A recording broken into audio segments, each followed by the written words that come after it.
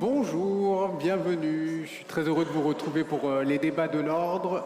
Je m'appelle Michael Zamès. On va se retrouver pendant toute la journée. Il y aura 4 tables rondes sur cette relation du médecin-patient et ce colloque si singulier avec la question au cœur de ces débats, le lien entre le médecin et le patient. On va en débattre bien évidemment toute la journée. Mais dans un premier temps, avant de vous expliquer tout ce qui va se passer, je vais laisser la parole au président Stéphane Strick, de l'ordre des médecins, accompagné du docteur Jousse, qui a également organisé toute cette journée. Je vous en prie, venez à côté de moi. Un petit mot d'introduction, peut-être, si vous commencez, Président. Bonjour, je suis très heureux de vous accueillir. Lancer ce deuxième débat de l'ordre depuis le début de la mandature. Et moi, je suis surtout là pour dire que c'est un sujet majeur, un sujet central, parce que dans la place du médecin, il y a obligatoirement une personne, voire un patient.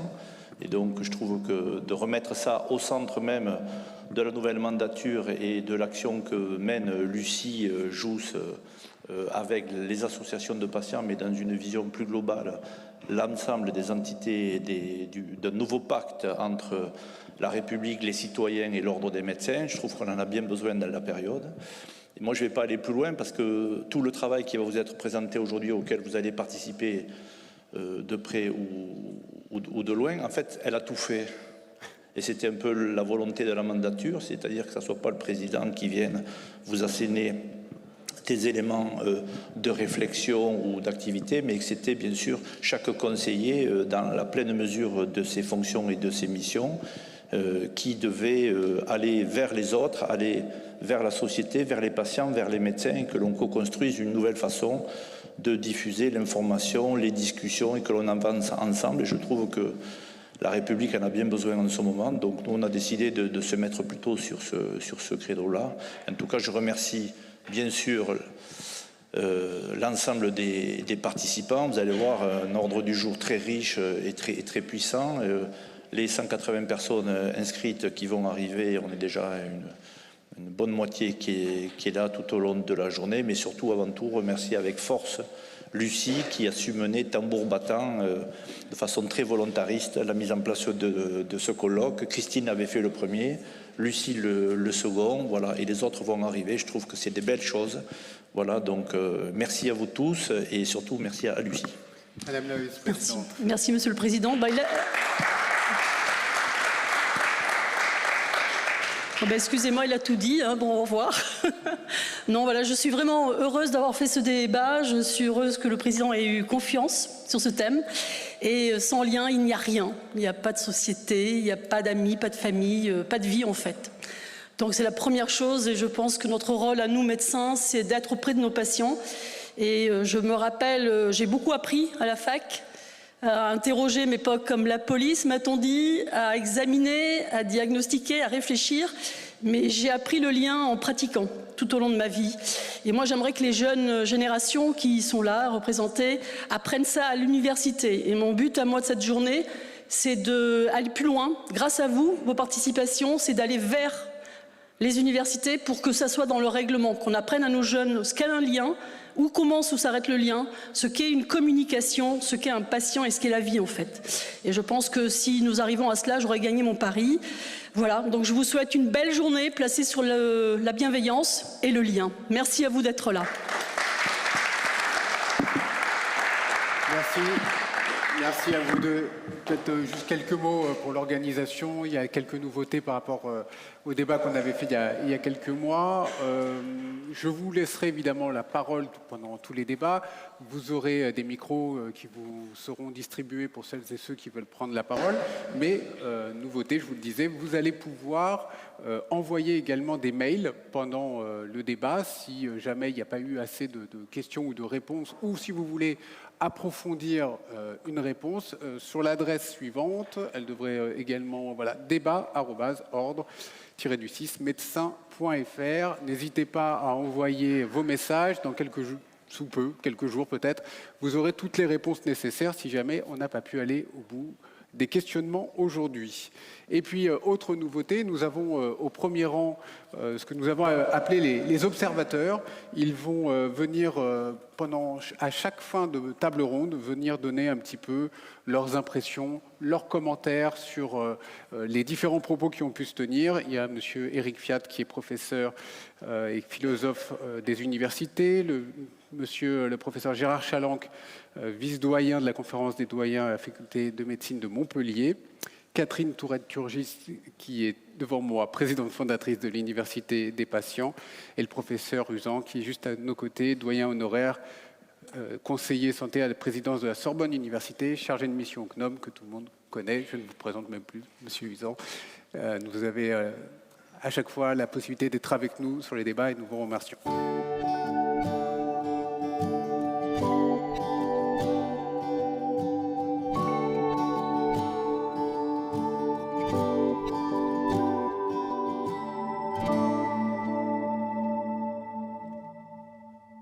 Allez, on attaque sur la première table ronde. Que signifie le lien en santé? Je vais appeler nos invités.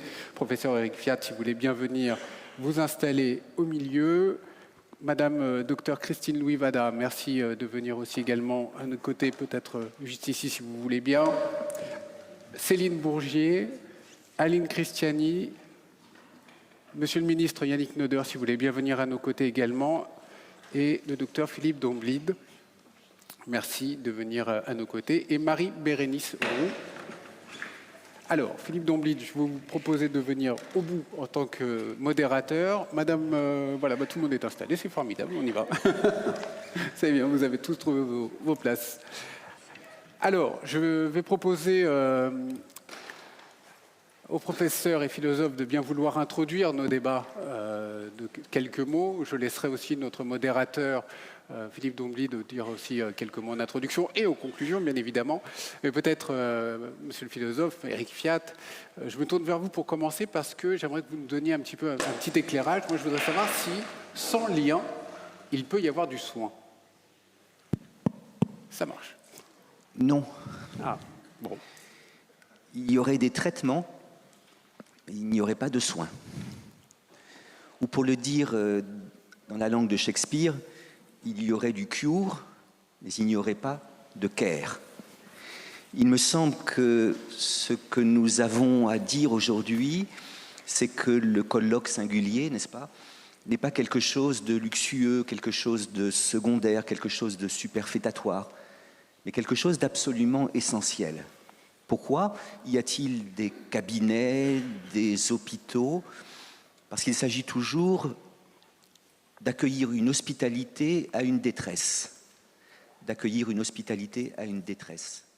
Et s'il n'y a pas en effet une attention à la singularité de chaque patient, il n'y a pas cette hospitalité.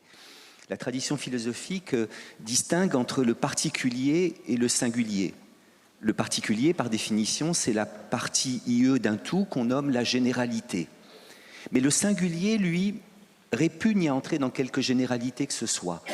Le singulier, c'est le sans pareil, c'est l'unique, c'est l'irremplaçable, c'est même un peu l'étrange ou le bizarre, vous voyez. Dans la langue de la comtesse de Ségur, quand on dit c'est singulier, ça veut dire c'est un peu étrange, c'est un peu bizarre. Eh bien, je crois que tout patient veut à la fois être traité comme un cas particulier, je ne sais pas moi, de décompensation, de sclérose en plaques, de cancer de ce type, mais je crois que chaque patient a envie aussi qu'il y ait attention à ce qui le rend unique, à sa singularité. Voilà pourquoi ma réponse à votre question est toute simple. Non, sans lien, il y aurait peut-être des traitements, mais il n'y aurait pas de soins. Et est-ce que le lien dans la vie courante est le même qu'entre la relation entre le médecin et le patient? Le lien médecin-malade est un cas particulier du lien. C'est ça qui fait le colloque singulier, bien sûr. Oui, bien sûr. Il a une couleur évidemment particulière parce qu'on ne rencontre pas son médecin comme on rencontre un ami. Quelque chose en effet de la détresse est là. Mais je crois en effet que les patients ne viennent pas que pour se faire réparer. Et j'ai trouvé chez Louis-Ferdinand Céline un petit passage qui le dit. Alors c'est du Céline, hein, c'est un peu provocateur. Et pourtant, ça me paraît totalement vrai. Vous écoutez ça? On vous écoute. Tu les crois malades? Ça gémit, ça rote, ça titube, ça pustule. Tu veux vider ta salle d'attente instantanément? Même de ceux qui s'étranglent à se ramoner les glavios? Propose un coup de cinéma, un apéro gratuit en face. Tu vas voir combien qu'il t'en reste. S'ils viennent te relancer, c'est d'abord parce qu'ils s'emmerdent. T'en vois pas un la veille des fêtes. Ce qui manque aux malheureux, retiens mon avis, c'est l'occupation. C'est pas la santé. Ce qu'ils veulent, c'est que tu les distraies, les émoustilles, les intrigues avec leur renvoi, leur gaz, leur craquement, que tu leur découvres des inédits, que tu t'étendes, que tu te passionnes.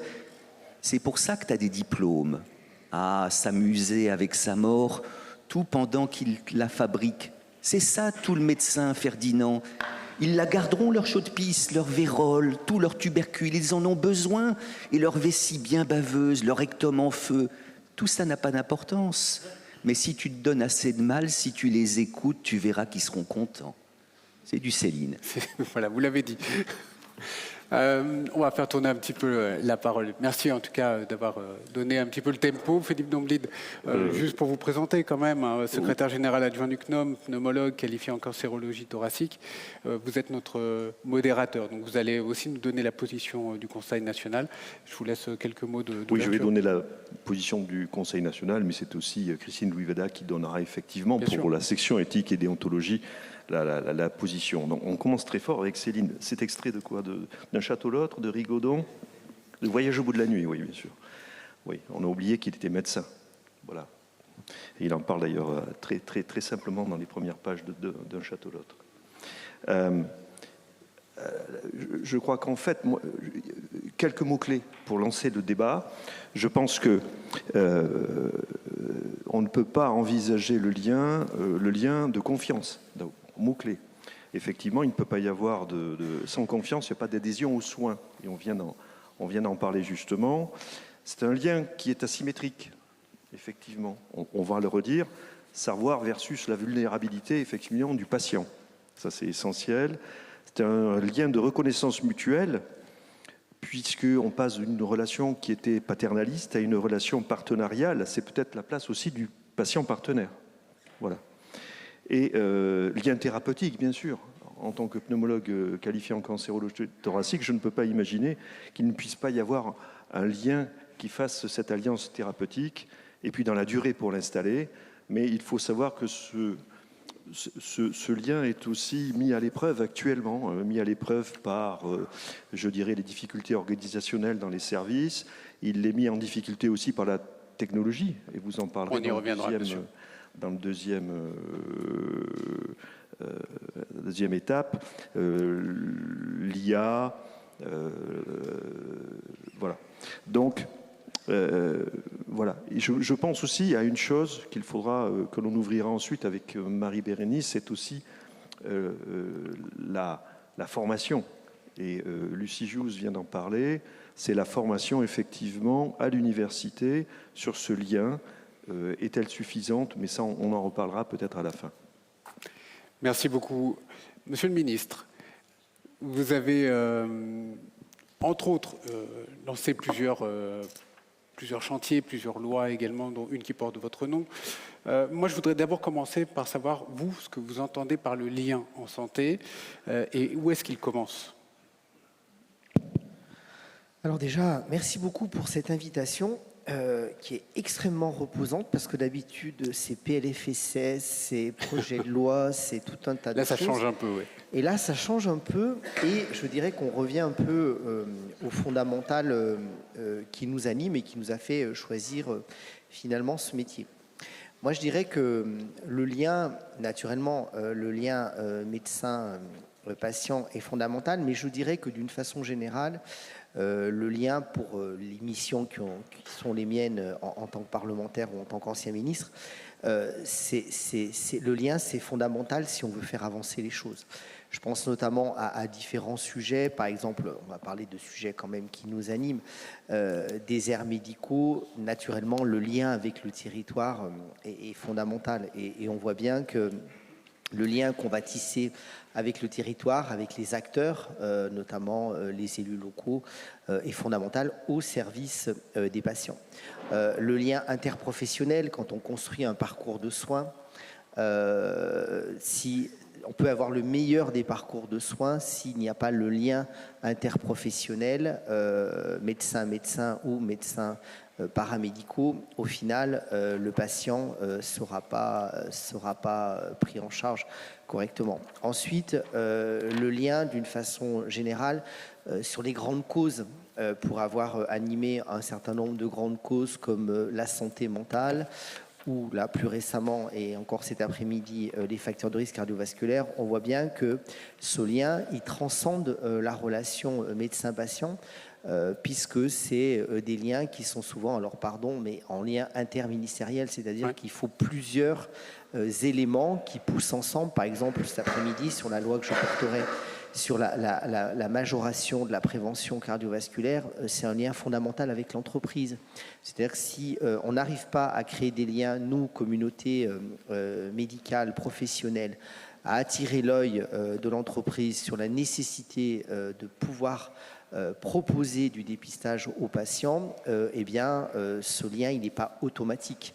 Donc, on voit que c'est une dimension très large et c'est quelque part le rôle du médecin dans la cité, comme on en revient finalement à la définition de qu'est-ce qui nous a poussé à être médecin.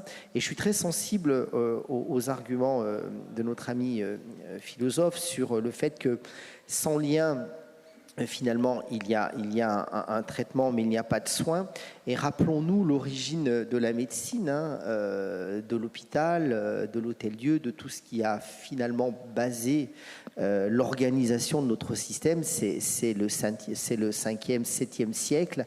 C'est les chemins de Compostelle. C'est finalement cette solidarité, ce lien vers ceux qui ne pouvaient plus marcher. Et on a commencé finalement à organiser comment on prenait soin finalement de ceux qui ne pouvaient plus marcher, qui ne pouvaient plus se rendre à Compostelle. Et voilà l'histoire de notre médecine. Donc c'est un éternel recommencement. Mais ce lien est à préserver. Alors, vous avez posé plusieurs pierres pour notre débat. J'interrogerai également Marie-Bérénice Roux sur les côtés interprofessionnels, le lien avec les nouvelles générations. Dans un instant, on fait un petit tour de piste mais pour trouver ce lien. Mais c'est vrai que vous avez aussi déterminé plusieurs points. Christine Louis-Vada, ce lien en santé repose sur aussi un élément fondamental. Et quand on a préparé un petit peu ce débat, vous m'avez dit l'élément fondamental, c'est le secret médical. Vous dévoilez tout déjà de mon intervention. Le lien, effectivement, c'est un lien très singulier. Je retiens ce qu'a dit Éric Fiat. Cette singularité du lien, elle repose, quand on y réfléchit, sur quand même une asymétrie. C'est pas un lien entre deux individus. Parce que le patient qui vient voir son médecin, il est dans un état de vulnérabilité psychologique, physique et parfois au niveau de l'information qui lui manque. Et donc, comment on rééquilibre cette asymétrie pour une relation qui soit une relation totalement transversale? Alors, effectivement, il y a le secret. Dans notre code de déontologie, c'est le 4 qui nous impose ce secret. C'est essentiel, c'est vraiment ce qui va faire cette confiance. Et on a cette phrase magnifique, il n'y a pas de soin sans confidence, de confidence sans confiance, et puis de confidence sans secret. Et il ne peut pas y avoir de lien s'il n'y a pas le secret. Personne ne se mettra à nu devant nous s'il n'a pas la certitude qu'on protégera ce qui va nous être confié.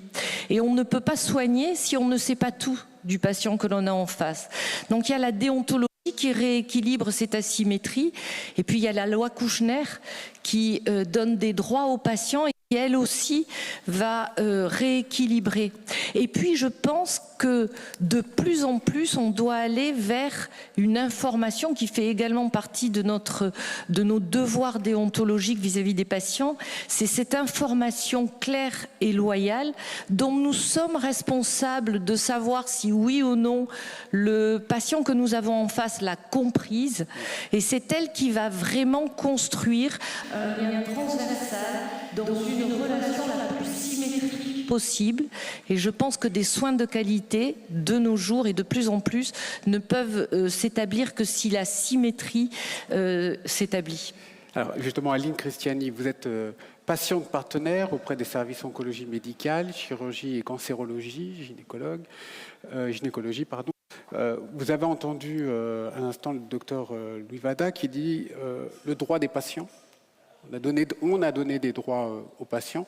Et justement, entre cette question du lien et les droits aux patients, comment vous vous situez? Et concrètement, dans votre pratique, comment est-ce que vous faites au jour le jour? Alors déjà, bonjour. Je vais juste dire très brièvement ce qu'est un patient partenaire, parce que je ne suis pas sûre que tout le monde le connaisse. Je n'ai pas pris de risque, j'ai pris la définition de l'ordre des médecins. Donc, c'est un patient partenaire, c'est quelqu'un qui peut témoigner d'une expérience personnelle de la maladie. Autrement dit, il est passé par une maladie. On est tous patients, hein, quelque part, qui lui a fait acquérir des connaissances, et c'est là où c'est important, des connaissances fines, tant de la maladie elle-même que du quotidien vécu avec cette maladie et impacté par elle. Merci à l'Ordre des médecins d'avoir écrit cette définition, parce que je la trouve très juste. Effectivement, passer par une maladie nous donne des connaissances. Vous parliez d'asymétrie. Là, si déjà on commence à comprendre que le patient lui-même a des connaissances, l'asymétrie peut déjà s'atténuer un peu. Et cette expérience, ce patient partenaire veut la faire bénéficier à d'autres. À d'autres qui? D'autres patients, mais aussi des professionnels, et donc des médecins, voire des institutions. Donc voilà, c'est en coéquipière que effectivement je travaille aujourd'hui, parce que je pars du principe que c'est un travail, à la Pitié-Salpêtrière auprès de deux services, le service de Catherine Usan en chirurgie oncologie gynécologique et dans le service aussi du professeur Spano avec notamment le docteur Wasserman. Donc je suis une véritable coéquipière et effectivement ce lien, comment s'est construit ce lien.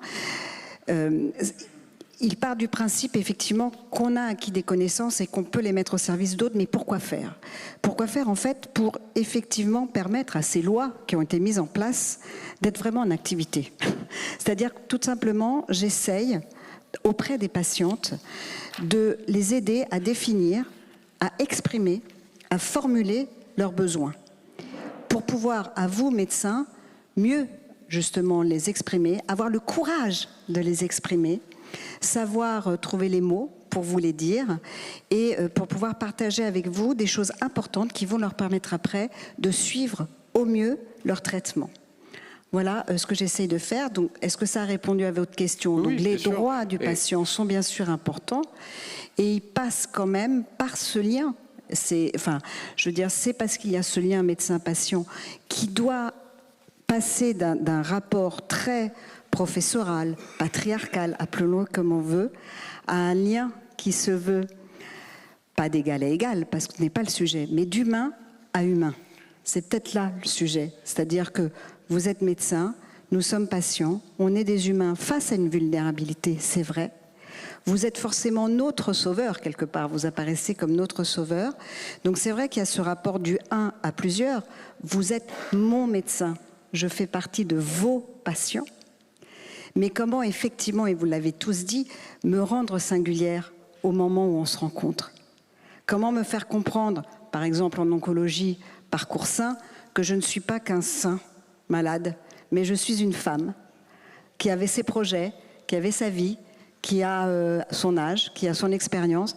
Comment, face à cette maladie, vous allez pouvoir, avec moi, trouver le meilleur traitement qui puisse ensemble nous rendre tout simplement gagnants face à cette maladie gagnant. Et cela repositionne évidemment le patient.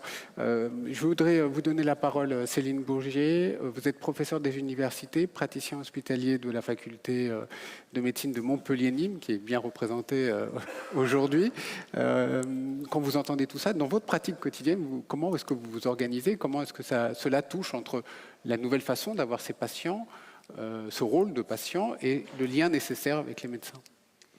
Oui, donc je suis effectivement professeure des universités en oncologie radiothérapie, donc ça parle d'autant plus ce que vous exprimez en tant que patient partenaire. Et j'ai beaucoup apprécié justement dans le lien médecin-patient le fait d'accueillir à une hospitalité une détresse, parce que c'est vrai qu'en oncologie, on est face à une détresse, à une vulnérabilité, ce qui est propre à d'autres pathologies également. Et pour moi, ce lien en santé, il est essentiel pour établir la confiance, de prendre le patient et la patiente dans sa globalité, parce que ce sont effectivement des êtres humains avec leur complexité, leurs peurs, leurs appréhensions, leurs doutes, il y a énormément de choses qui surviennent en termes d'émotions, et comment faire pour justement les amener à une alliance thérapeutique, pour pouvoir adhérer au traitement et suivre les traitements, parce que ce sont des traitements qui sont... dans le cancer du sein, il y a la chirurgie, la chimiothérapie, la radiothérapie. On va dire que c'est des traitements assez courts. Mais après, on a des traitements qui sont longs, qui vont de 5 à 10 ans, qu'on appelle l'hormonothérapie. Et là, il faut vraiment une adhérence au traitement. Et ce lien en santé, pour moi, il est essentiel pour justement aider, accompagner les patientes dans la prise de ces traitements chroniques qui sont... qui dérèglent énormément de choses dans leur vie. Et c'est vrai que je suis tout à fait d'accord avec vous, c'est le lien en santé, c'est pas que traiter, apporter un traitement, c'est aussi prendre en charge le patient ou la patiente dans sa globalité, dans son quotidien, pour que ça se passe mieux dans sa vie quotidienne. Il y a aussi cette question de l'empathie que vous enseignez. Est-ce qu'on pourrait en dire quelques mots à ce moment-là? L'empathie, c'est de l'empathie clinique, c'est-à-dire justement, si on prend la personne dans sa globalité, c'est être à son écoute, c'est de l'écoute active, c'est de l'empathie, avoir la capacité à comprendre les émotions de l'autre et à les retranscrire pour tenir compte dans l'accompagnement et la prise en charge thérapeutique. À vos côtés, je vais donner la parole à Marie-Bérénice Roux. Vous êtes vice-présidente de l'ISNI. L'ISNI, c'est l'intersyndicale des internes, pour faire très large. Alors justement, vous avez entendu tout ça. Comment est-ce que vous faites pour maintenir ce lien pour la jeunesse aujourd'hui, pour tous celles et ceux qui veulent devenir médecins? Comment ça s'enseigne? Comment vous avez entendu la question de l'empathie? Comment vous réagissez par rapport aux propos qui ont été tenus jusque-là? Je ne vais pas paraphraser un peu ce qui a été dit, mais c'est vrai que pour nous, la jeunesse, le lien en santé, c'est ce qui fait vraiment la beauté de notre métier. C'est ce qui permet de pas être uniquement des connaissances, mais d'être vraiment quelqu'un qui va soigner un individu. Et c'est vrai que pour nous, ce lien, il est quand même fragile, parce qu'on a aujourd'hui de plus en plus de patients à soigner et de moins en moins de temps, du coup, à passer concrètement avec nos patients. Et c'est vrai que ce lien, aujourd'hui, on nous dit un petit peu qu'on va l'apprendre au lit du malade. Mais je pense qu'en dehors de au lit du malade, nous, ce qu'on aimerait en tant que jeunes, c'est que la formation, elle se fasse, je rejoins ce qu'a dit le docteur Jost tout à l'heure, aussi à l'université, pour pouvoir apprendre de manière concrète, voilà, qu'est-ce qu'un patient? On vient de parler de patient partenaire. Je pense qu'aujourd'hui, si on demande à des internes qu'est-ce qu'un patient partenaire, les 3/4 vont vous dire qu'ils n'en ont aucune idée. Bien sûr. Quelle est la différence entre un patient partenaire, un patient expert? C'est des choses qu'on n'apprend pas dans un premier temps. Et c'est vrai que cette idée de concrètement aujourd'hui quel lien on a avec notre patient, comment est-ce qu'on construit, qu'est-ce qu'on a fait de bien, qu'est-ce qu'on a fait de mal, c'est des choses qu'on n'apprend pas forcément, qu'on n'a pas forcément le temps de se poser là-dessus réellement quand on passe une journée où on doit enchaîner un certain nombre de consultations, un certain nombre de patients à voir.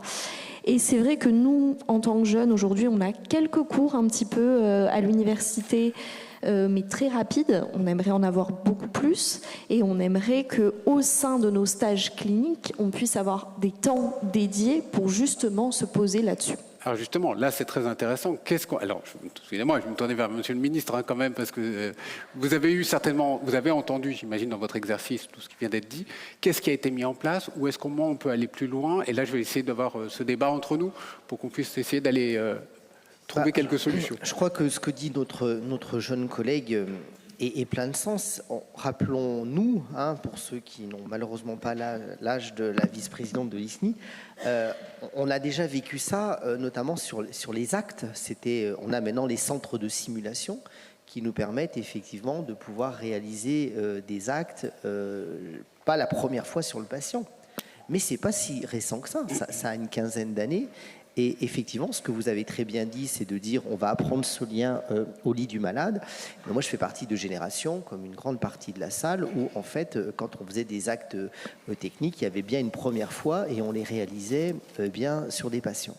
Donc maintenant, finalement, ce qui était finalement assez évident, maintenant 15 ans plus tard, ça ne viendrait pas à l'idée d'aller massacrer le bras de quelqu'un pour essayer de mettre un cathlon sans avoir effectivement essayé avant dans le cadre d'un centre de simulation. Pareil pour l'intubation, pareil pour les voies centrales. Je crois que tout ça est évident. Maintenant, de se dire que, pour reprendre, si on ne veut pas rester que dans l'aspect technique du soin, et uniquement dans le traitement, le geste technique où on a compris qu'il y avait une courbe d'apprentissage et qu'il y avait besoin finalement d'un centre de simulation pour finalement devenir efficient, efficace et techniquement irréprochable.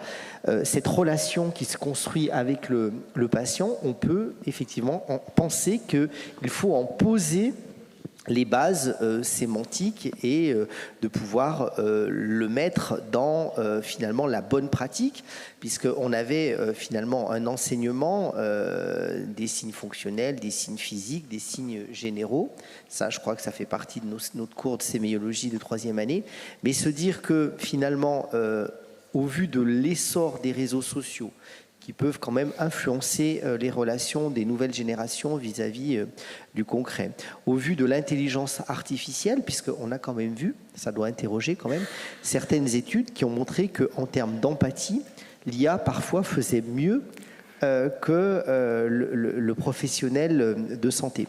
Donc se dire que maintenant, au vu de l'évolution de notre société, il y ait finalement ces cours, pourquoi pas avec des philosophes, qui permettraient de reposer finalement les éléments qui vont permettre d'établir la confidence, la confiance et au final le lien, paraît quelque chose à réfléchir. Et je pense que la conf des doyens, je crois qu'on a un représentant, une représentante, peut en tout cas faire des propositions dans ce sens-là. En tout cas, ce n'est certainement pas, pour revenir à la question initiale, au ministre, quel qu'il soit, de l'enseignement supérieur ou de la santé, de faire de l'ingérence dans les programmes d'enseignement, mais par contre de faciliter qu'à l'heure des réseaux sociaux, à l'heure de beaucoup de choses, on réapprend finalement cette relation. Moi, je me rappelle, il n'y a encore pas si longtemps que ça, au lit du malade, faisant ma visite avec des internes ou des externes qui, à l'inverse, oubliaient qu'il y avait le patient et parlaient d'un cas sans aucun lien d'empathie parlaient d'un cas et parlaient plus d'un patient. Ouais. Des choses qui sont quand même à réapprendre, ou en tout cas ça de nouvelles façons de faire. Il y a une prédisposition personnelle. Il y a une prédisposition personnelle au lien, à l'échange.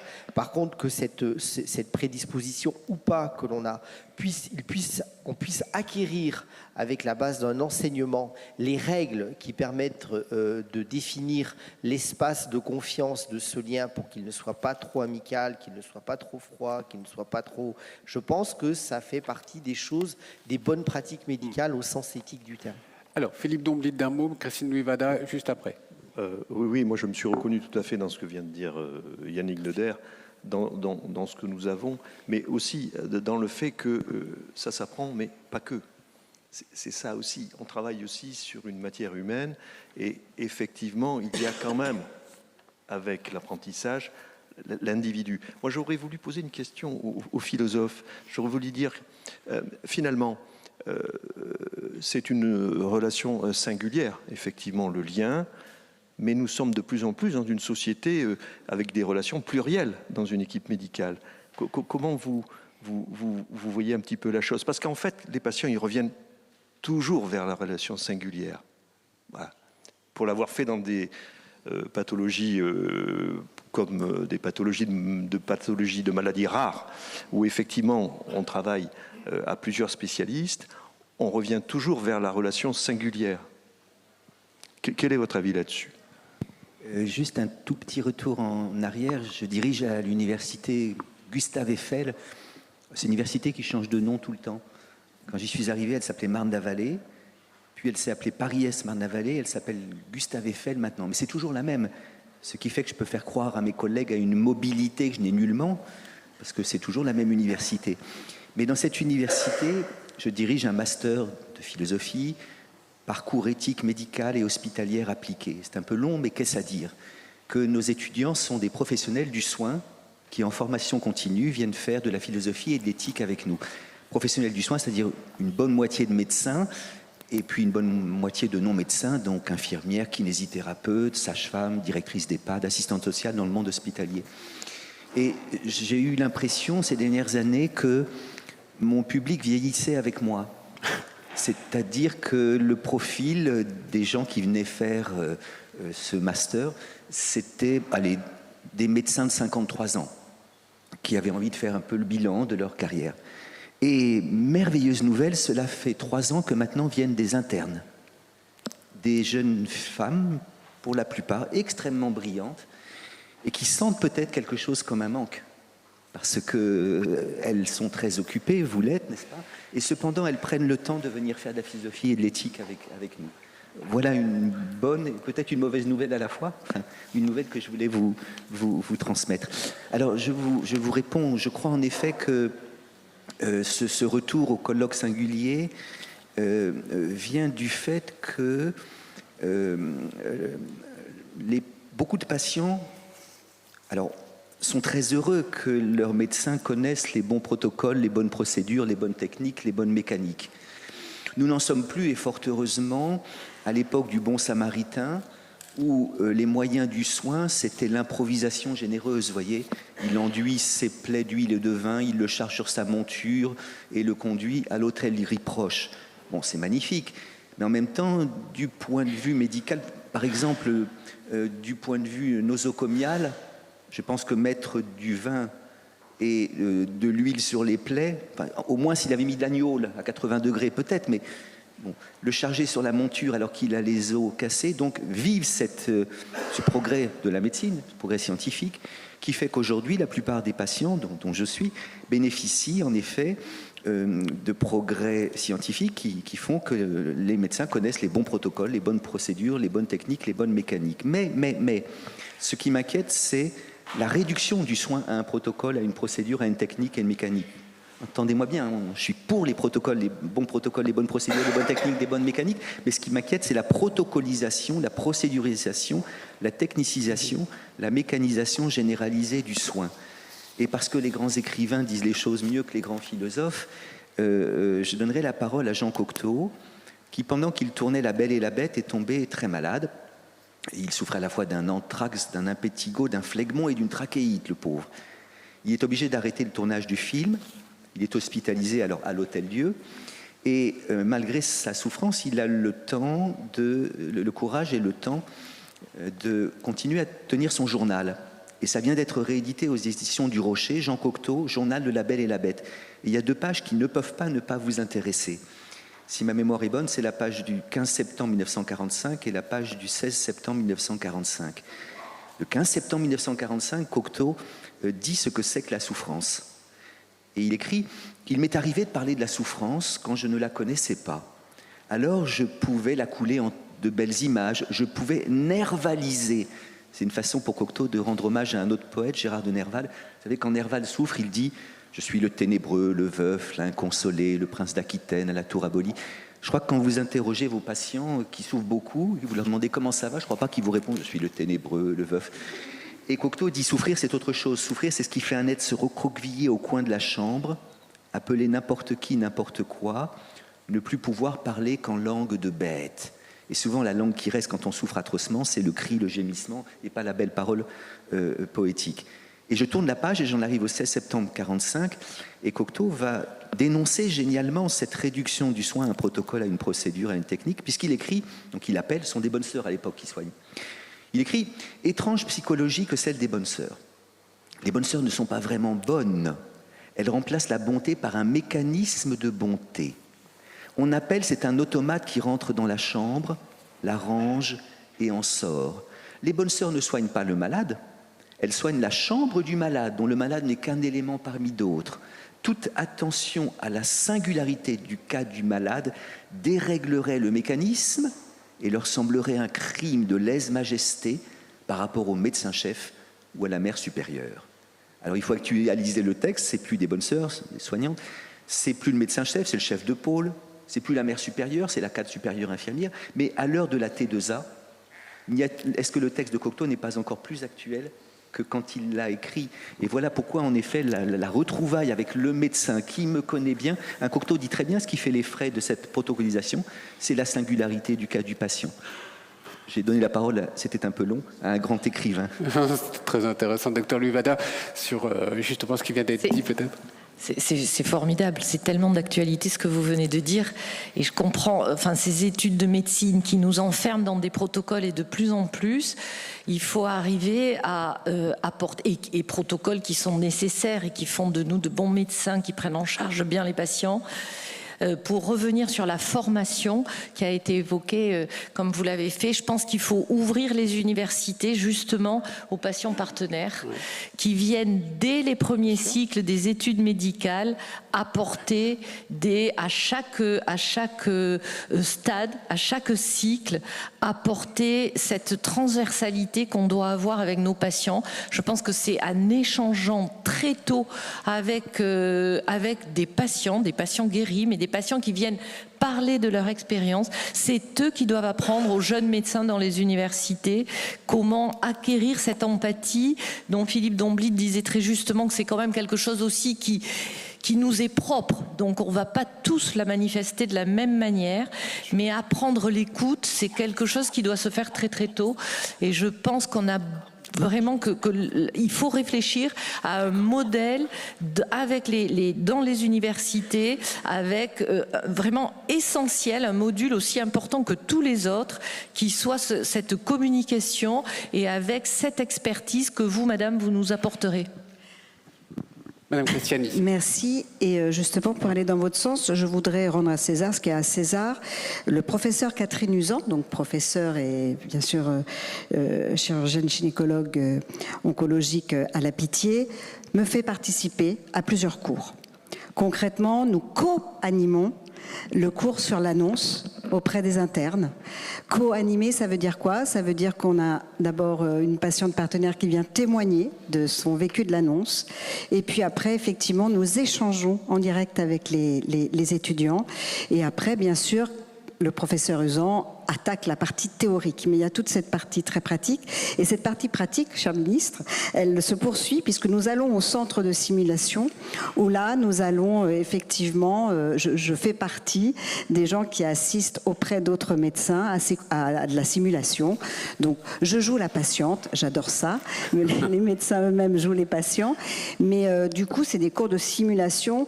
Et d'ailleurs, quand on lit les résultats de l'enquête que l'on fait après auprès des internes, c'est génial parce qu'ils trouvent tout superbe, ils en voudraient juste un petit peu plus. Et ça, Céline Bourget, ça crée du lien, donc, du coup. Oui, merci. Eh bien, écoutez, nous, on a mis en place la simulation sur la faculté de Montpellier-Nîmes depuis plus de 10 ans. Et on les a évalués annuellement sur cet atelier. Et on a observé qu'il y avait un écueil sur ce que nous, on a appelé le savoir-être et la communication thérapeutique. Ouais. Et donc, collectivement, on a mis en place depuis 2020 une unité d'enseignement qui va de la 2e année à la 6e année et qui est obligatoire pour l'ensemble de nos étudiants. On a 400 étudiants sur Montpellier et sur Nîmes, donc il faut qu'on dédouble les enseignements entre Montpellier et Nîmes. Et ces unités d'enseignement, en fait, sont modulaires. Donc, chaque année, on implante progressivement un enseignement. Là, en 2e année, on leur fait ce qu'on appelle des groupes d'échange de pratiques qui correspondent à des groupes de 10 à 15 étudiants. Donc, vous mesurez le nombre d'enseignants qu'il nous faut. Ce ne sont pas forcément des médecins qui enseignent avec nous. On a des patients partenaires, on a des psychologues, on a des gens des ressources humaines.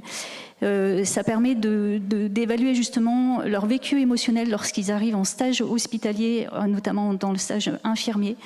Et ça a débloqué énormément de problèmes qui existaient au décours de ces stages. Et on a mis en place des ateliers de ce qui s'appelle Art de questionner, dont Anthony Gélis vous parlera peut-être tout à l'heure, sur la lutte contre la stigmatisation en santé, sur l'annonce avant l'annonce du cancer, sur l'entretien motivationnel, sur également en fin de 6e année la place du leadership, ce qu'on appelle le crisis resource management. Et tout ça, on l'a fait de façon vraiment linéaire au cours du temps, et chaque année nos étudiants ont justement des ateliers sur l'écoute active, la communication thérapeutique, pour mettre des petites graines, parce qu'on sait que l'empathie décroît au cours du temps au profit d'une technicité. Et donc de ce fait, on imagine et on espère, ça fait maintenant 6 ans que cet enseignement est prodigué, que nos étudiants perdront un peu moins d'empathie, même si on sait qu'ils vont la perdre, parce que pour être un bon médecin, il faut quand même connaître son métier, et ça c'est la priorité des étudiants en médecine, de bien connaître leur connaissance socle pour bien prodiguer leur métier.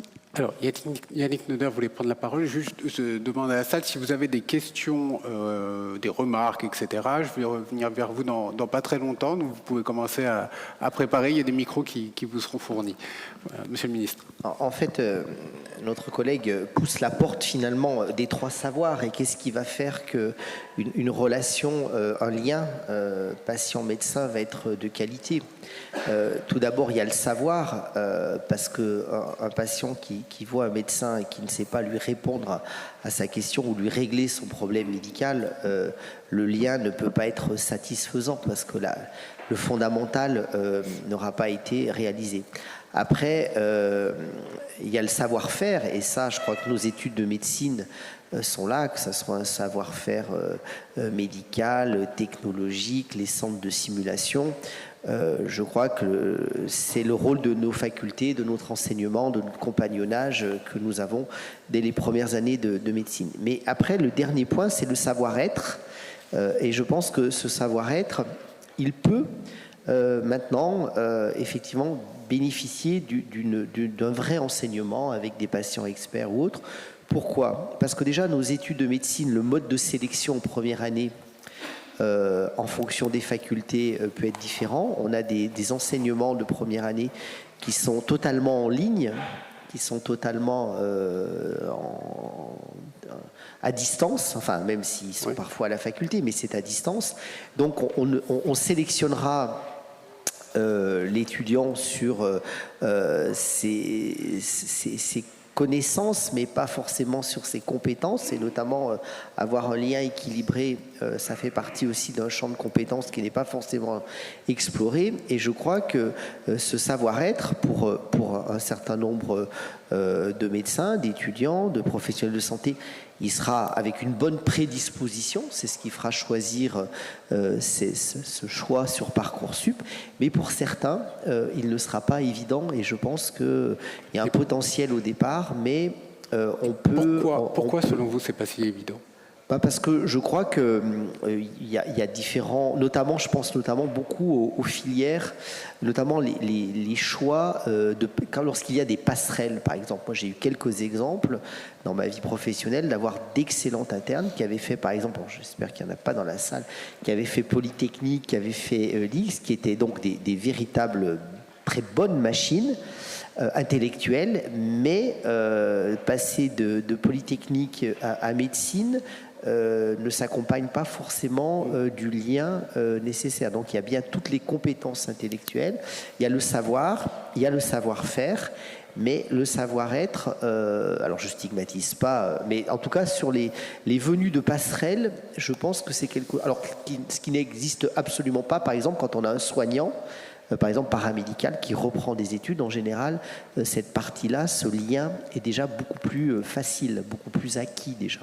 Donc je crois qu'à nous de composer pour que sur l'échelle des 3 savoirs, on ait des étudiants et des professionnels de santé le plus équilibré possible.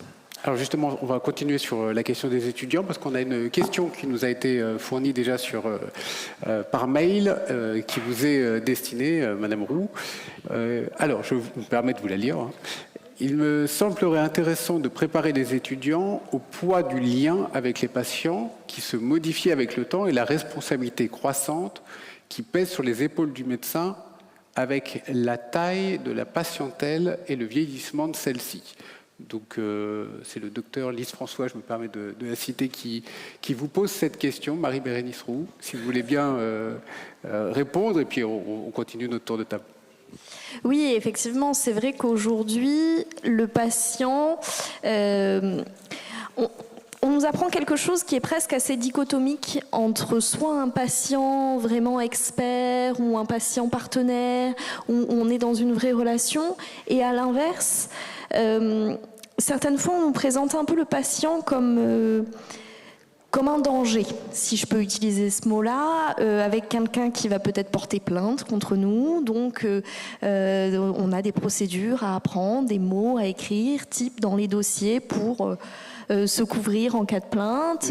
On a effectivement parlé des réseaux sociaux tout à l'heure. Aujourd'hui, quand on regarde, si vous regardez sur Google, vous avez un certain nombre d'étoiles où les patients vous ont mis une note sur est-ce qu'ils ont été satisfaits ou pas de votre prise en charge. Et c'est vrai que c'est des choses où nous, on ne sait pas forcément trop dans quel... comment appréhender le patient. Et effectivement, ça fait partie des choses qui sont nécessaires d'apprendre. Ce que vous voulez appréhender, c'est qu'il y a une appréhension ? Oui, aussi.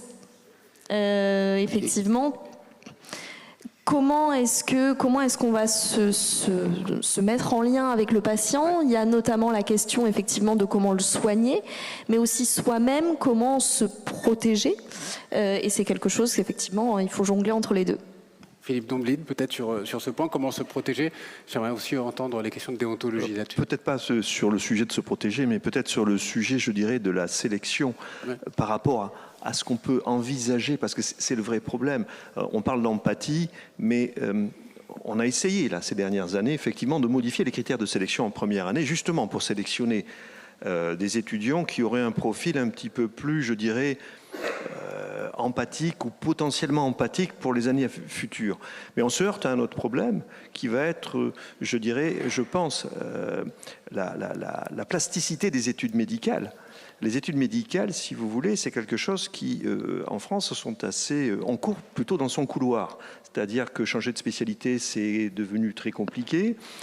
Or, je reviens à notre problème de l'empathie. Est-ce qu'on peut dire qu'à 20 ans, nous sommes identiques, comme à 40 ans, comme à 60 ans? Est-ce que nous aurons la même capacité d'écoute? Et est-ce que ce n'est pas à la fin? Je dirais que l'on sait si on était fait ou pas pour ce métier. C'est plutôt pas au début, mais c'est peut-être presque à la fin où on se dit, oui, c'est vrai. Finalement, j'ai fait 30 ans de cancérologie bronchique, c'est dur, c'est très dur. C'est un cancer qui est dur. Ouais, j'ai peut-être raté certaines... Je ne suis pas arrivé sur certains patients, mais... Finalement, ça s'est passé. Donc, je crois que c'est ça, je crois, le nœud du problème, je pense, effectivement. Et c'est la difficulté, je crois, pour nos jeunes et futurs confrères, mais c'est aussi un débat philosophique de savoir comment arriver à mieux flécher ou à même aider ces étudiants qui finalement ne sont pas prêts, et c'est pour ça qu'il y a aussi un taux d'abandon relativement important, qui ne sont pas prêts dans certaines filières ou qui n'ont pas envisagé que ce métier était celui-là. Christiane Nouvada. Oui, c'est un peu la problématique de l'acquis et de l'inné. C'est-à-dire qu'il y a des étudiants, des futurs médecins qui vont l'avoir parce que ça va être en eux. Et puis il y a ceux qui vont quand même pouvoir acquérir quelque chose. Et moi je pense que c'est essentiel d'axer, de mettre encore plus des humanités dans nos études de médecine. Je pense qu'on s'est éloigné de ça, c'est-à-dire de mettre des choses qui ne servent à rien, en fait. C'est juste du temps de la réflexion philosophique, mais de la littérature. Tout ce que vous nous avez cité, ça nous apprend.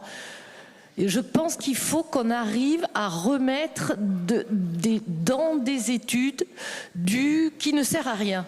Qui ne sert à rien pour apprendre à vraiment soigner, mais qui va faire cette éducation à l'empathie, qu'on n'oublie pas de lire des romans, qu'on n'oublie pas de relire qu'on n'oublie pas ce qu'on a fait en première et terminale. Et qu'on amplifie cela. Il faudrait presque une classe préparatoire d'Hippocagne et de Cagne qui nous amènerait ensuite à entrer, alors j'exagère et je caricature, mais il ne faut pas oublier les humanités. Et auparavant, il y a fort longtemps, même bien avant moi, il y avait ces humanités.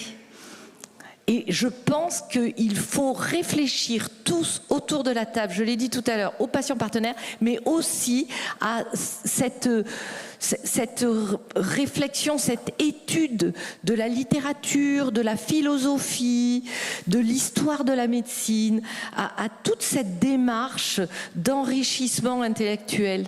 Alors, Céline Bourgier et après Éric Fiat, et je crois que M. Noder aussi voulait s'exprimer. Alors, et n'oubliez pas, si vous avez des questions, on arrive. J'aime bien votre expression, ce qui ne sert à rien, parce que quand on a mis en place cette UE obligatoire, quand on dit obligatoire, c'est que derrière, quand ils ne sont pas présents, nous les faisons passer un rattrapage oral. Donc on a 5 étudiants. Première année, on a eu 100 étudiants à rattraper à l'oral. Et effectivement, nos étudiants nous disaient « mais ça ne sert à rien ce que vous nous faites ». Après, moi, je les ai vus arriver en 5e année en stage. Et là, en fait, avec tout ce qu'on leur a abordé au fil des années, ils se sont dit, je leur ai posé la question pour avoir le retour d'expérience, ils m'ont dit, on commence à comprendre pourquoi vous nous faites cet enseignement. Et je pense, et nous, vraiment, notre dynamique, elle est là, c'est d'acculturer ce changement pas de mentalité, c'est trop fort, mais ce changement d'enseignement pour que, justement, ils en prennent petit à petit conscience. Et c'est des petites graines qu'on sème. Un peu d'humanité, un peu de lien également. Allez-y, Éric Fiat. Je bois du petit lait. En effet, les humanités. Alors, c'est la raison pour laquelle, dans mon master, on a créé un deuxième parcours, outre le master de philosophie, parcours éthique médicale hospitalière appliquée, qui est un master professionnel, si l'on veut. On a créé un master de philosophie, parcours humanité médicale, qui est un master recherche. En effet, on sélectionnait jadis sur le latin et sur le grec, on sélectionne aujourd'hui sur les mathématiques, et ce n'est pas à regretter, parce que là encore, la compétence scientifique est le premier devoir du médecin. Mais je dirais que alors, quand on sélectionnait avec le latin et avec le grec, c'était d'abord pour tester la capacité d'une certaine gymnastique intellectuelle, si vous voulez. Hein. En même temps, quand on traduisait Homère ou Ovide ou Cicéron,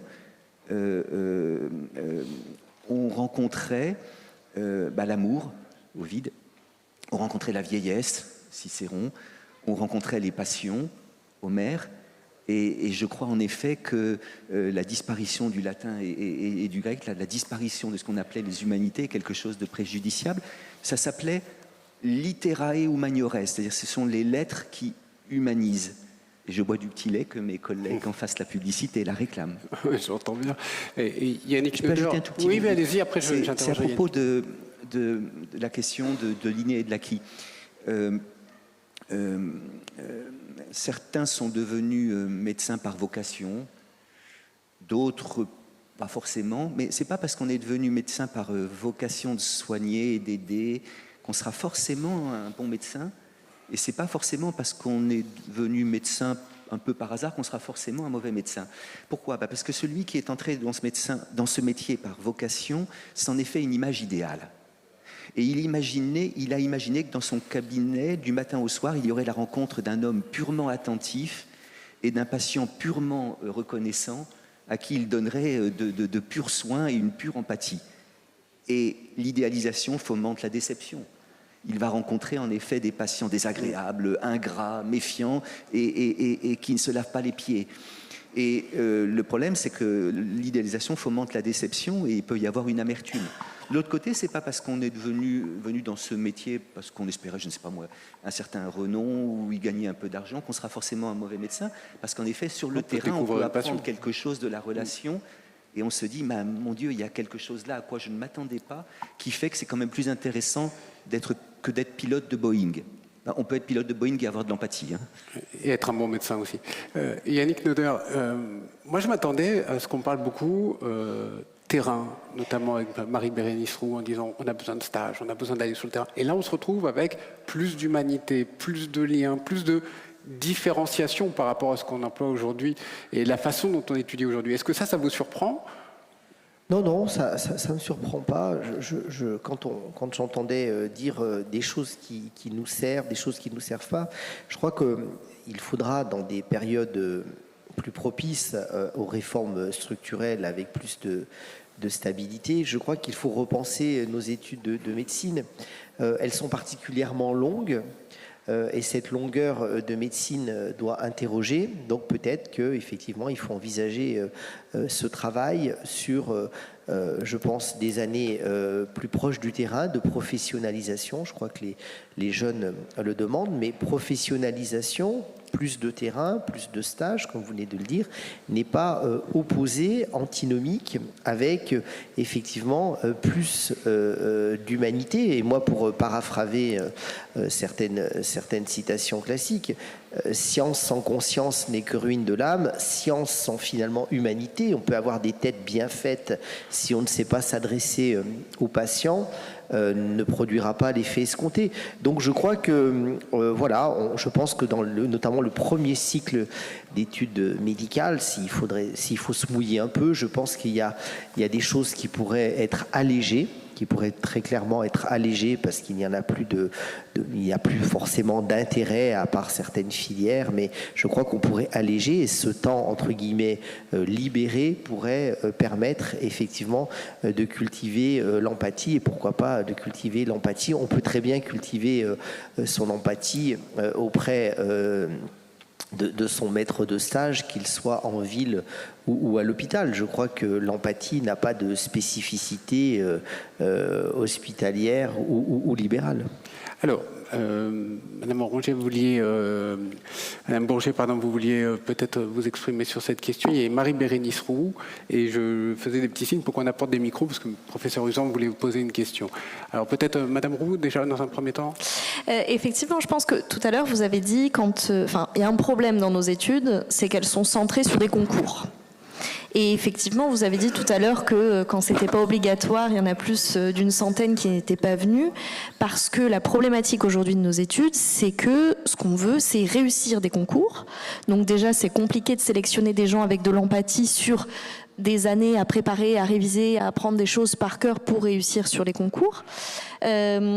C'est vrai que toute la partie sur les humanités, etc., c'est difficile de noter et de classer des gens sur concours sur des humanités et que c'est beaucoup plus simple de le faire sur des choses un peu binaires de protocolisation standard de traitement. Et c'est vrai que c'est aussi une des questions à changer dans nos études pour pouvoir remettre des humanités et pour pouvoir remettre du lien avec les patients. Christine Luvada, et après on prend les questions. Non, juste, j'entends dire dans les états généraux de la bioéthique, parfois, très récemment, la semaine dernière, que certains pourraient penser à raccourcir les études médicales. Alors, surtout pas. Ne tombons pas dans ce piège. Grâce à l'intelligence artificielle, on nous dit...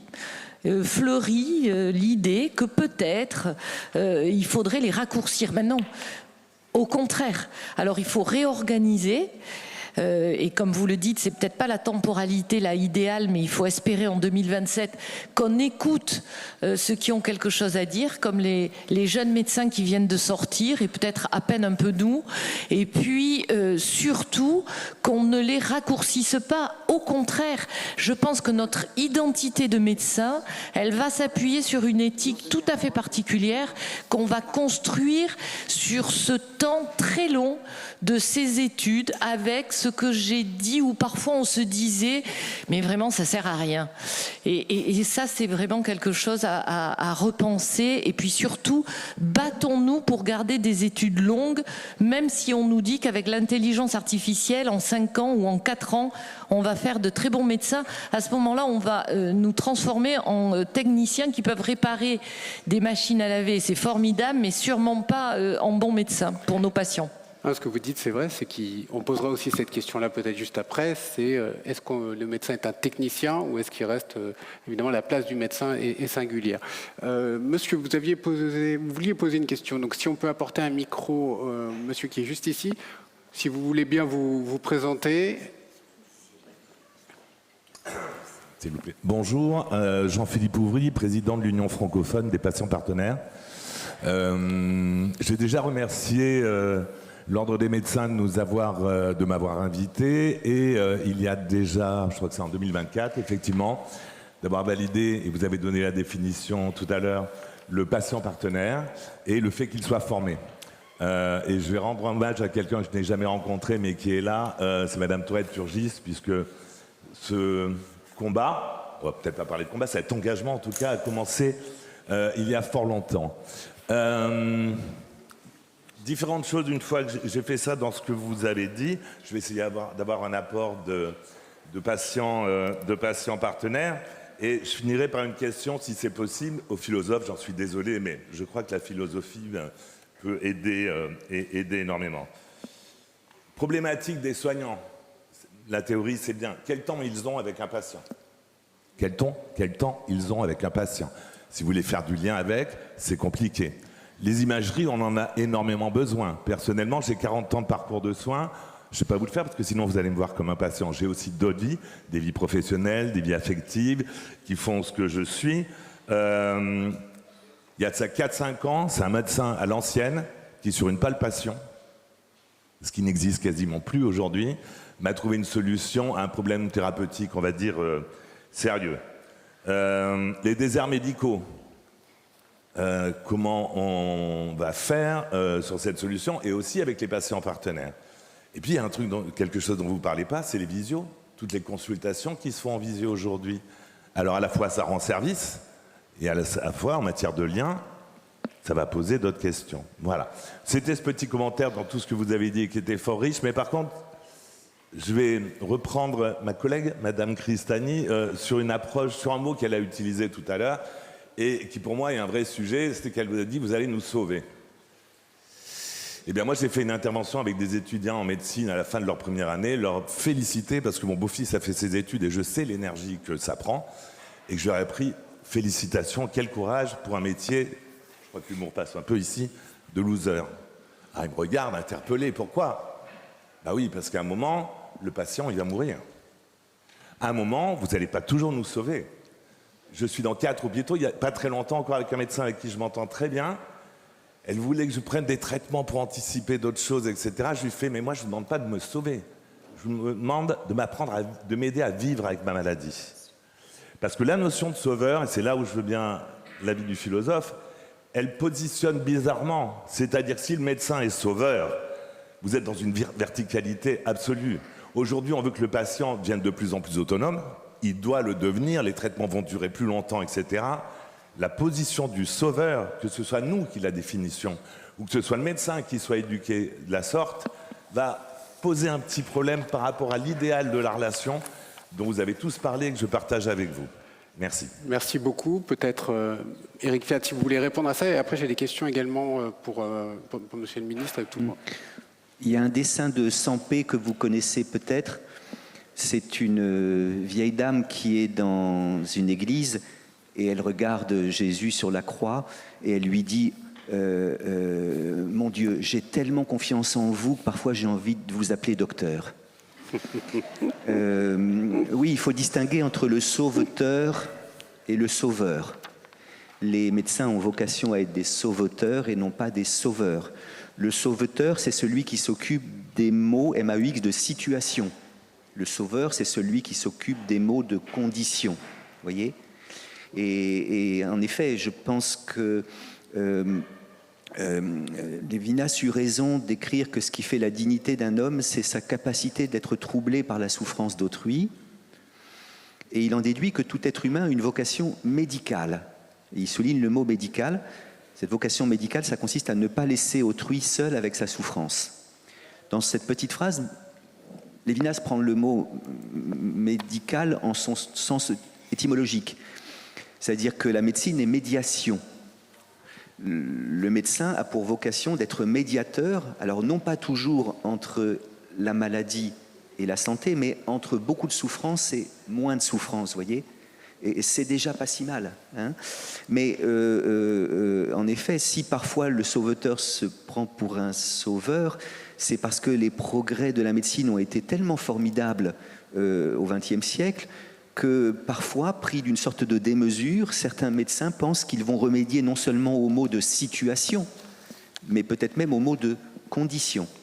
ça conduit parfois certains médecins à penser que la mort est un échec de la médecine. Alors que la mort n'est pas un échec de la médecine, elle fait partie de notre condition. Comme disait Montaigne, tu ne meurs pas de ce que tu es malade, mais de ce que tu es vivant. Pour le temps, bien sûr que vous en manquez beaucoup, médecin que vous êtes. L'autre jour, avec mes étudiants, si une fée arrivait avec une baguette magique, qu'est-ce que vous lui demanderiez qu'elle vous donne? Et la première réponse, c'est du temps. Du temps, bien sûr. Merci. Madame et monsieur, il fera la conclusion, monsieur Usan.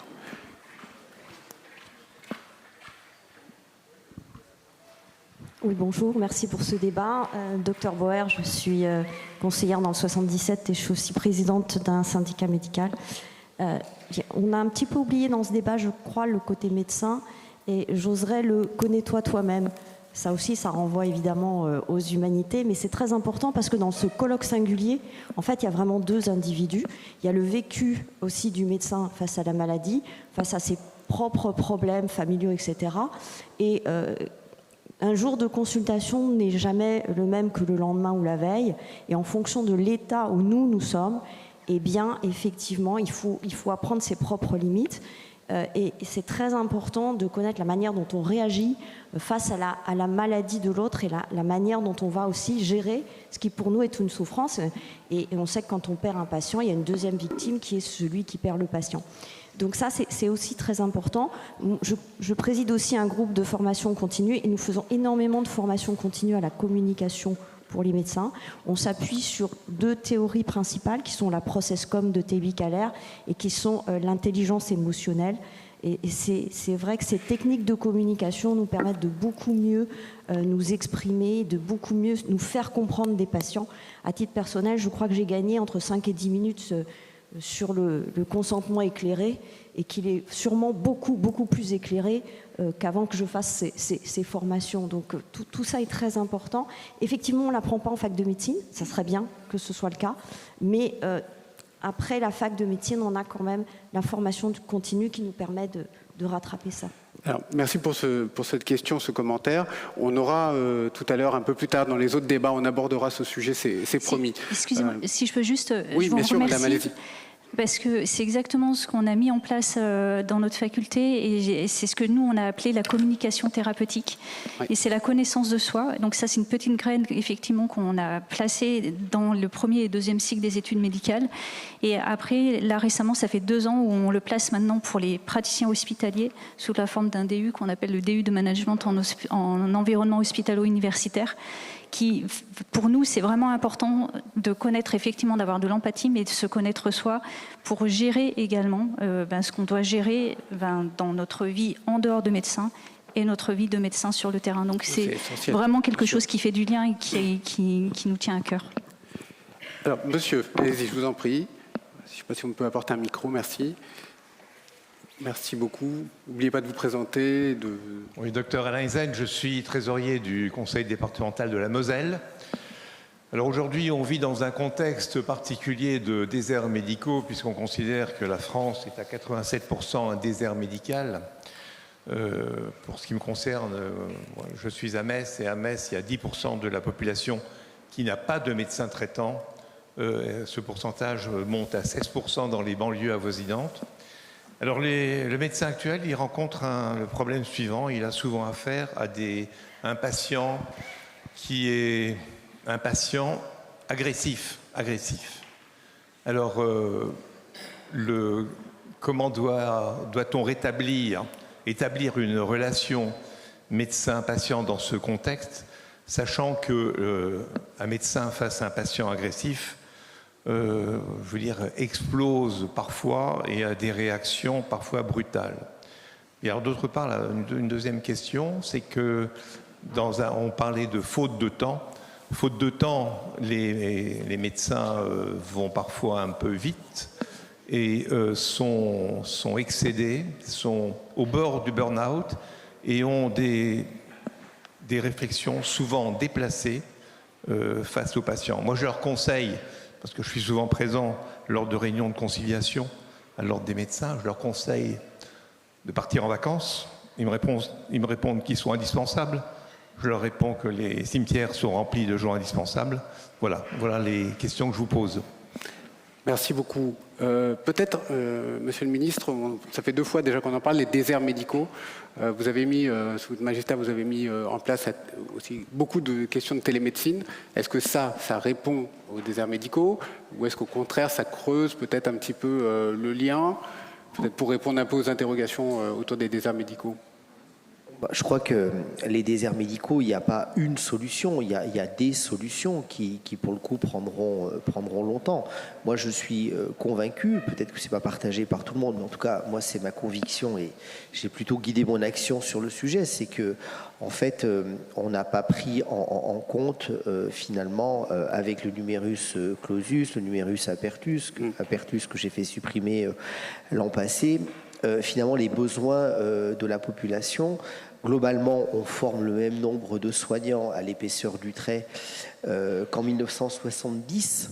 Vous avez bien entendu, 1970, alors que nous sommes 15 millions de Français en plus, qu'il y a un essor des maladies chroniques importantes, et puis surtout, le rapport au travail a changé pour les soignants comme pour l'ensemble de la population et de toutes les organisations professionnelles, et c'est complètement incroyable que finalement, dans l'évolution de nos effectifs, de nos professionnels de santé, on n'ait pas finalement anticipé cette relation au travail qui n'est plus du tout la même, alors qu'on a vu arriver les 35 heures dans le système hospitalier. On pouvait bien imaginer que ce rapport au travail s'étendrait au secteur libéral et à tous les secteurs en général. Ça, c'est le premier point.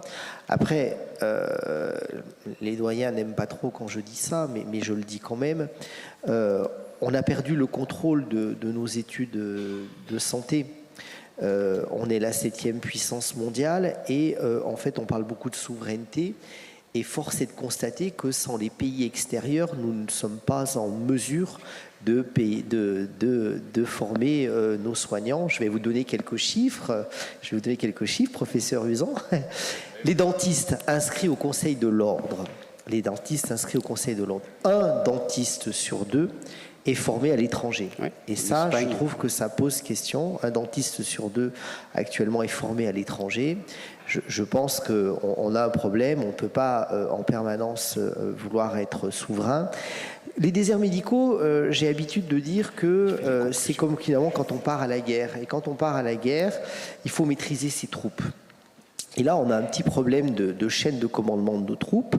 Premièrement, parce que sur les paramédicaux, d'une façon générale, ce n'est pas l'État qui donne le là sur les paramédicaux, mais c'est les régions. C'est comme ça, c'est la loi de 2004 qui, et en général, elles sont plutôt facilitantes. Hein, mais la chaîne de commandement, c'est une compétence que nous avons donnée, qui a été donnée aux régions, et ça pose question. Et concernant la formation médicale, on est dans une co-tutelle ministérielle entre l'enseignement supérieur et le ministère de la Santé, et je crois que ça pose la question de l'état du ministère de la Santé, qui, à mon avis, doit avoir un échelon régalien. C'est la première préoccupation des Françaises et des Français, et qu'on ne pourra pas réformer durablement le pays si nous n'avons pas un certain degré d'acceptabilité. Ce n'est pas ceux qui ont forcément raison qui vont en fait imposer les choses, c'est ceux qui vont pouvoir créer l'adhésion. Et je crois que nous avons un rôle important, la communauté médicale au sens large, sur l'adhésion de ce qui fait société. Et je crois que cet accès aux soins explique probablement beaucoup de fractures, notamment vers les votes extrêmes. Alors il y a les questions naturellement d'insécurité, d'immigration, qui sont des sujets sociétaux, mais vous pouvez regarder, moi je suis député d'une circonscription relativement rurale, je n'ai pas d'immigration particulière, je n'ai pas d'insécurité particulière, et pourtant le vote extrême est particulièrement important, et si on l'analyse, il y a 3 facteurs qui ressortent. Naturellement, les déserts médicaux, la difficulté de pouvoir se faire soigner, il y a une dépendance à la voiture, donc gilet jaune, rond-point, coût du gasoil, la dépendance à la voiture, et puis l'absence de commerce de proximité.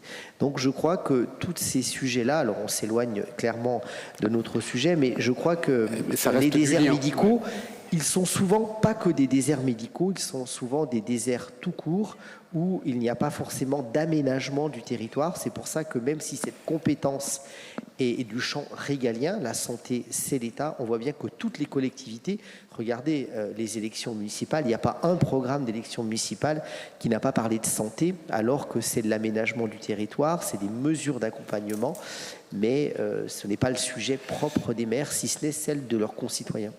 Alors, il nous reste une toute petite dizaine de minutes pour conclure cette table ronde. Nous avons des demandes également de nos... je vous demande de bien garder les questions peut-être pour la table ronde suivante, parce qu'on doit donner aussi la parole à nos observateurs. Peut-être, Philippe Domblin, peut-être d'un tout petit mot pour amorcer cette conclusion, notre modérateur. Oui, bon, je pense qu'effectivement, le sujet était vaste et important. Que signifie le lien en santé ? On a entendu parler de Céline, on a entendu parler de Jean Cocteau, et je remercie ces citations. J'ai entendu parler aussi de toutes les difficultés qu'il y a dans la formation médicale et dans la vision que l'on doit avoir maintenant d'une formation, je dirais, peut-être plus ouverte vers le patient. Et je sais qu'il y a des subdivisions universitaires, effectivement, qui sont ouvertes directement à ces patients partenaires. Et on aurait pu, j'aurais aimé que l'on demande au professeur Schank, qui représente la conférence des doyens, un petit peu quelle était la position de la conférence des doyens par rapport à cette vision un petit peu, je le vois, qui est dubitatif sur la position que pourrait avoir la conférence des doyens sur effectivement ces modifications dans la formation des études médicales que l'on peut envisager pour essayer de sensibiliser ou de repérer les étudiants qui ont peut-être plus d'empathie. Et comme je l'ai dit tout à l'heure, c'est un sujet difficile et compliqué à mettre en forme. Notre observateur, je vous en prie, allez-y. Merci beaucoup. Donc en 10 minutes, hein, c'est cela ? Un petit peu plus court. Alors, et je conclus également, c'est cela ? Non, on va laisser la parole également à deux autres personnes. Très bien. Alors merci beaucoup pour cette question. Donc j'ai l'honneur surtout de remplacer ma doyenne, professeure Isabelle Lafont, en tant que vice-doyen de la faculté de médecine Montpellier-Nîmes, bien représentée à cette journée. Je remercie bien évidemment Lucie Jousse et Stéphane Oustric pour leur invitation et l'organisation de cette magnifique table ronde. Qu'est-ce que le lien en santé ? En vous écoutant, vous avez tous cité deux humains qui se rencontrent. Et Céline Bourgier avait parlé d'une alliance thérapeutique. En fait, le lien, il est créé pour une alliance afin que le traitement soit plus efficace, qu'ils comprennent l'intérêt de prendre l'hormonothérapie, par exemple. Donc ça va un petit peu du médecin vers le patient. Et aussitôt... Aline Christiani a dit, mais il faut également former les patients, peut-être leur expliquer comment s'exprimer aux médecins pour qu'ils comprennent mieux ce que le patient leur dit. Donc former également les patients pour une meilleure alliance. Et tout le monde a cité l'intérêt, l'importance de la formation. Tout le monde, chacune, chacun, à parler de l'importance de la formation dès le départ pour améliorer ce lien. Éduquer les médecins pour savoir ce qu'on attend d'eux, c'est quoi l'empathie, développer la communication, le savoir-être, et finalement aussi mettre de suite, très tôt, dès la première année, des patients partenaires pour une alliance, pour le coup, une véritable alliance, et là, des patients qui vont apprendre aux médecins. Et on a une alliance réciproque finalement dans ce lien humain-humain où on commençait par l'alliance thérapeutique dans un objectif d'efficacité thérapeutique. On en arrive à quelque chose qui est plus réciproque, à double sens, plus horizontal. Bien entendu, il a été évoqué les politiques en termes de formation qui commencent dès Parcoursup, la sélection. Quels humains on va pouvoir et on devrait sélectionner pour faire des études en santé. Et Marie-Bérénice Roux nous a extrêmement éclairés dans ce voyage au bout de la nuit qui a été cité. Le voyage au bout de la nuit, c'est ce que vivent les médecins et les soignants, les infirmiers et les infirmières tout au long de leur carrière, au contact de la souffrance et de la mort, avec des interrogations personnelles. Elle nous a livré son regard d'interne. Et les internes, en fait, ils n'ont pas le temps de se poser pour savoir si c'est bien ou si c'est mal ce qu'ils font. Le temps. Comment se protéger? C'est le voyage au bout de la nuit. Céline, il souffre. Il souffre parce qu'il a vécu la guerre, mais les patients, c'est la guerre. Quand on est médecin, on vit au quotidien des situations proches de la guerre. Et comment survivre à cela alors que les études, jusqu'à la première année de la phase socle de l'internat, sont dirigées vers un objectif qui n'est pas l'alliance thérapeutique et le concours? À quoi ça sert les humanités lorsque toutes les études sont dirigées vers un concours? Parce que ça rapporte rien comme point de lire Céline au concours. Ça tombe pas, Céline, aux EDN. Et donc, les étudiants en médecine, on a beau faire tout ce qu'on fait à la faculté de médecine de Montpellier-Nîmes, et de manière très polymorphe, eh bien, ils vont venir en cours, ils vont tout faire pour pas aller au cours de savoir-être. On est collègues dans le même enseignement. Ils vont émarger pour le collègue qui ne vient pas, on va faire des listes d'émargement avec QR code, ou clap, flash, etc. Ils se prennent en photo, ils envoient aux collègues qui restent chez eux. Et finalement, quand on leur dit c'est fini, maintenant vous venez et on va discuter, on va prendre le temps, ils vont bosser la cardio parce que c'est la cardio qui rapporte des points au concours. Eh bien, la politique, elle est importante en termes de formation et elle a un impact majeur. Parce que elle va poser les choses en termes d'objectifs clairs, inscrits au journal officiel. Il y a 360 items au concours de l'EDN. Le premier item, c'est la relation médecin-malade. Et dans la première connaissance du premier item, c'est définir la relation médecin-malade. On peut le poser et on peut aussi le faire tomber à l'EDN. Et on peut peut-être demander au conseil scientifique de l'EDN, qui est certes souverain dans la rédaction des sujets, de, cette année, peut-être de favoriser la prise en charge de la douleur, la relation médecin-malade, et que ça pourrait tomber. Et puis il y a un autre impact majeur, c'est le territoire. Et si je parle pour ma doyenne, qui est extrêmement ancrée dans une politique de développement du territoire, on peut tout à fait, avec la formation, agir sur le territoire au niveau politique. Par exemple, ce sont les écosses, ces situations...